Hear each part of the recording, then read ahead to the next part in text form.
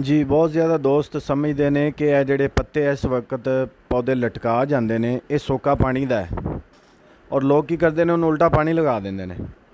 ਇਹ ਥੋੜ੍ਹਾ ਜਿਹਾ ਜੜ ਨਿਕਾਲ ਕੇ ਦਿਖਾਈ ਗਈ ਹੈ ਵੀਡੀਓ ਦੇ ਵਿੱਚ। ਇਹ ਜੜ ਜਿਹੜੀ ਹੈ ਇਹਦੇ ਉੱਪਰ ਜ਼ੰਗਨੁਮਾ ਬਰਾਊਨ ਨਿਸ਼ਾਨ ਹੋਣਗੇ। ਇਹ ਬਿਮਾਰ ਜੜ ਹੈ, ਤੰਦਰੁਸਤ ਜੜ ਨਹੀਂ ਹੈ।